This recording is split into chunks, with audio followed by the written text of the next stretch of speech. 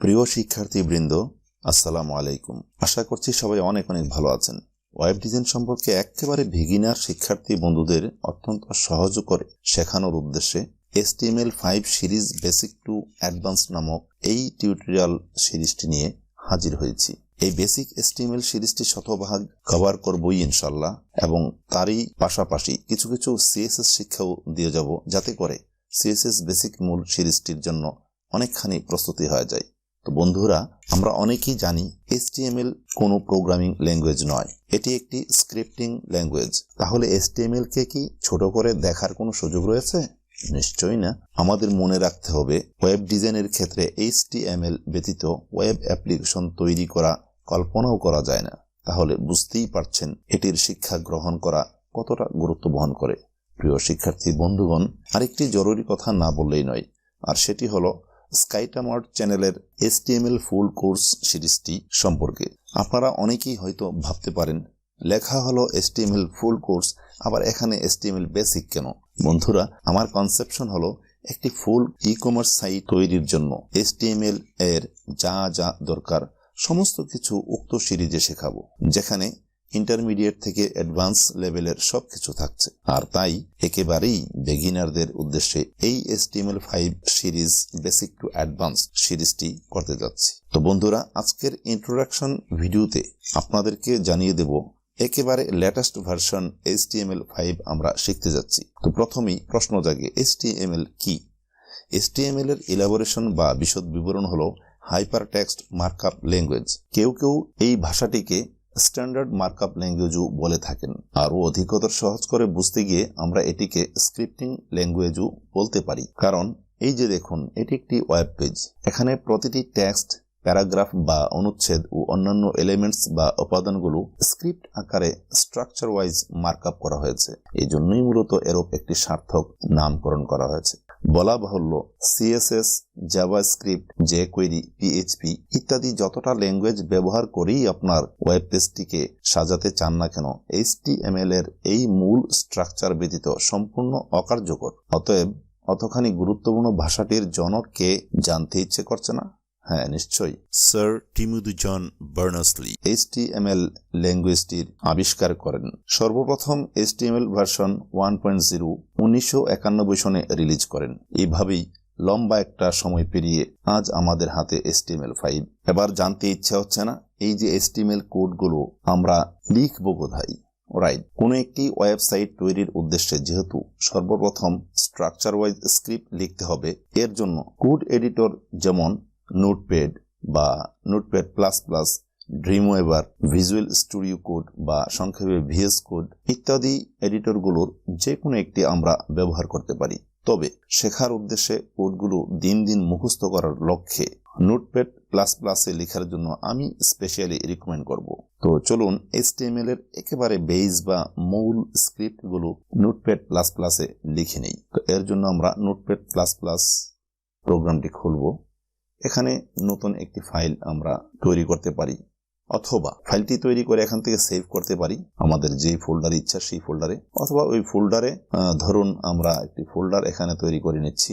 সেটি হলো, নাম দিলাম যে HTML basic A to Z Lesson-1। ওকে, এর ভিতরে আমরা একটি ফাইল তৈরি করে নেব, নিউ, তারপর টেক্সট ডকুমেন্ট আমরা লিখব HTML বেসিক Lesson-1। আর এদিকে আমরা TXT কে চেঞ্জ করে বা পরিবর্তন করে দিয়ে দিব HTML, এন্টার। তারপরে একটি মেসেজ আসবে, are you want to change it, আপনি ইয়েস দিয়ে দেবেন। এই যে দেখুন, এখানে আমাদের ডিফল্ট ব্রাউজার ক্রোম এর যে আইকনটি এটি ডিসপ্লে হচ্ছে। তো যাই হোক, এখন আমরা যদি এখানে ডাবল ক্লিক করি HTML ফাইলটি, এটি ওপেন হবে ক্রোম ব্রাউজারে।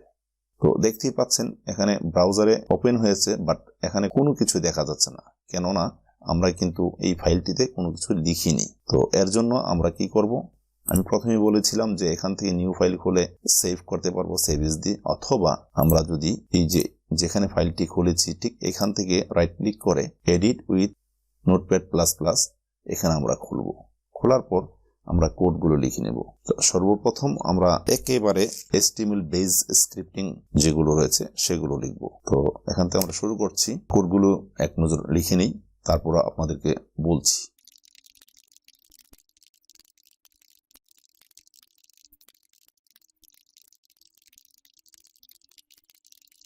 তো বন্ধুরা, আমরা এখানে HTML এর বেসিক যে এলিমেন্টস গুলো, এই এলিমেন্টস দিয়ে আমরা কিছু কোড লিখে ফেললাম। এখানে আমরা টাইটেল এর মধ্যে দিয়ে দেবো HTML বেসিক,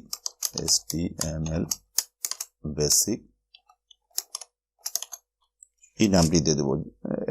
অর্থাৎ এখানে যখন কোনো ওয়েবসাইট তৈরি করা হয়, ওই ওয়েবসাইটের যে টাইটেলটি থাকে সেই টাইটেলটির নাম এখানে দিতে হয়। তো আমরা এখানে HTML বেসিক Lesson-1 এরকম একটা নাম দিতে পারি, Lesson-1। ঠিক আছে, আচ্ছা আমরা এটাকে বেসিক HTML বেসিক Lesson-1 এই টাইটেলটি দিয়ে দিলাম। ওকে, এখন যদি আমরা এটিকে সেভ দিয়ে ব্রাউজারে গিয়ে আমরা রিফ্রেশ করি, এই যে দেখুন পরিবর্তন হয়ে গেছে। অর্থাৎ টাইটেলটি ব্রাউজারের যে উপরে টাইটেল বার থাকে সেখানে লেখাটি চলে আসে। ওকে, তো এখন আমরা এখানে আরেকটু পরিবর্তন করব, অর্থাৎ বডিটি বাকি আছে। হেডের পরে আমরা লিখব body, body open, body close. বডির ভেতরে আমরা কিছু এলিমেন্টস দেব। H1, এই H1 এর ভেতরে আমরা লিখলাম say this is a heading. তারপর ধরুন আমরা লিখব H2, আমি একটু পরেই বোঝাচ্ছি কেন লিখছি। This is heading 2। আচ্ছা, এখন আমরা যদি একটু সেভ দিয়ে দেখি, দেখতে পাবো এই যে দিস ইজ হেডিং, অর্থাৎ this is heading 1, this is heading 2। তো আমরা জানি যে এই অনেকেই জানি, যারা ভেরি বিগিনার তারা হয়তো বুঝতে নাও পারতে পারেন, তার জন্য আমি বলছি যে দিস ইজ এ হেডিং আর দিস ইজ হেডিং 2 একটু পরিবর্তন করে নিই। This is heading 1।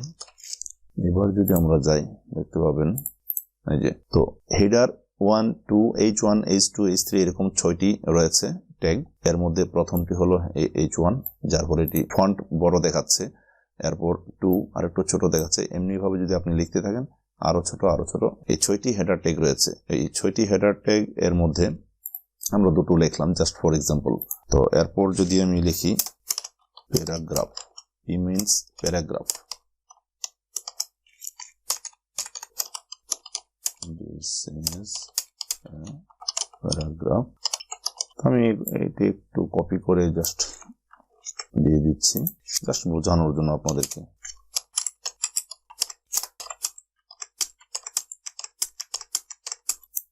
আবারও কপি করে একটু বড় করে দিচ্ছি।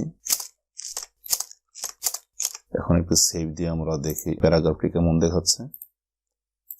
এই যে, তো বন্ধুরা, আমরা তো HTML কোড লিখে ফেলেছি, কিন্তু HTML5 এর ডকুমেন্ট কোনটি কি করে বুঝবো?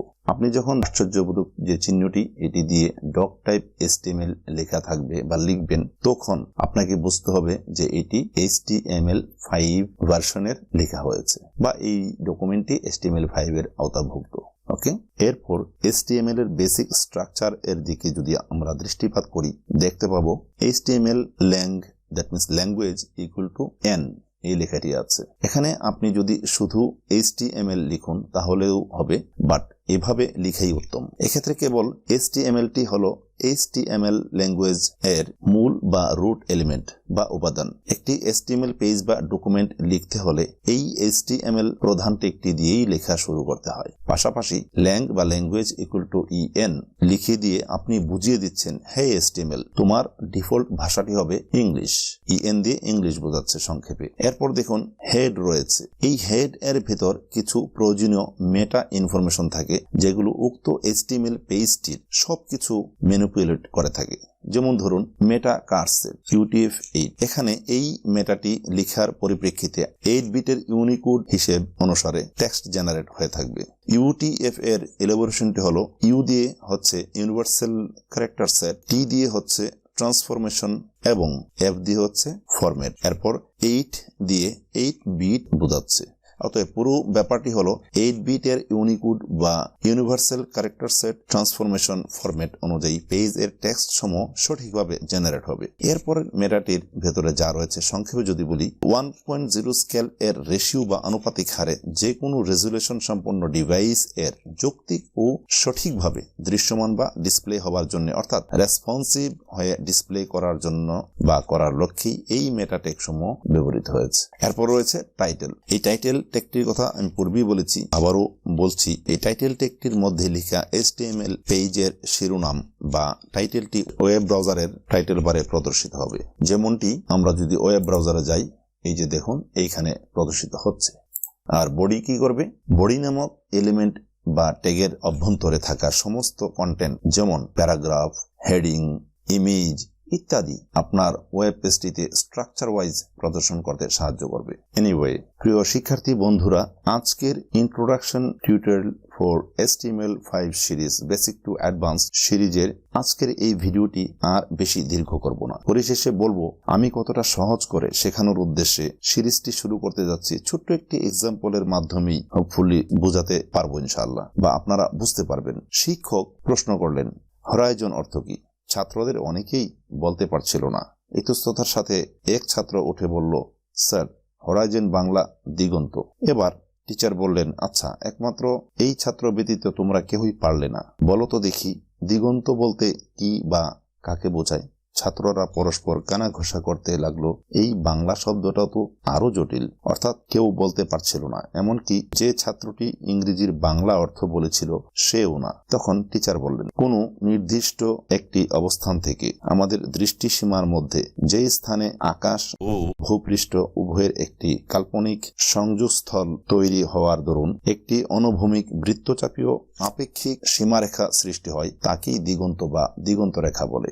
আমি জানি এতটা ভেঙে ভেঙে যে দিগন্ত বা দিগন্ত রেখার সংজ্ঞাটা বাংলায় আপনাদের বললাম, এটিও হয়তো অনেকের নিকট জটিল মনে হতে পারে। তাই এই ইমেজটির দিকে তাকিয়ে দেখুন, এই জায়গাটা হলো দিগন্ত আর এই কাল্পনিক আপেক্ষিক রেখাটি হলো দিগন্ত রেখা। হোপফুলি এবার বুঝতে পেরেছেন। অতএব HTML5 series basic to advanced এই সিরিজটিতে আগত প্রতিটি HTML ক্লাস বা লেসন আমি আপনাদেরকে এমনভাবেই বোঝাতে চেষ্টা করব। I hope you enjoy watching each of my lesson. তবে এক্সপ্লেইন করার দরুন ভিডিওগুলো একটু দীর্ঘ হতে পারে, আশা করি ধৈর্যের সাথে ওয়াচিং করবেন। প্রিয় শিক্ষার্থীবৃন্দ, ধারণা করছি আগত সবগুলো টিউটোরিয়াল মনোযোগ সহকারে দেখবেন, শিখবেন, উপকৃত হবেন এবং বেশি বেশি শেয়ার করে সমস্ত বন্ধুদের উপকার করবেন। যদি ভিডিওটি ভালো লেগে থাকে এবং এই সিরিজটি ইউজফুল মনে হয়, আশা করব সাবস্ক্রাইব ও লাইক করতে ভুলবেন না। আজ তাহলে এ পর্যন্তই। সবাই সুস্থ থাকুন, ভালো থাকুন। আল্লাহ হাফেজ।